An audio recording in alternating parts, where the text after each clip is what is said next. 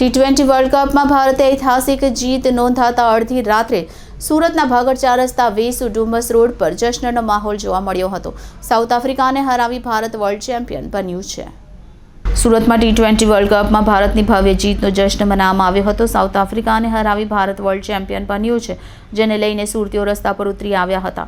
સુરતના ભાગળ ચાર રસ્તા પર ભારતની જીતનો જશ્ન મનાવવામાં આવ્યો હતો. મોટી સંખ્યામાં ક્રિકેટ પ્રેમીઓ રસ્તા પર ભેગા થયા હતા. આ સાથે આતિશબાજી પણ કરવામાં આવી હતી અને ઇન્ડિયા ઇન્ડિયાના નારા પણ લગાવ્યા હતા.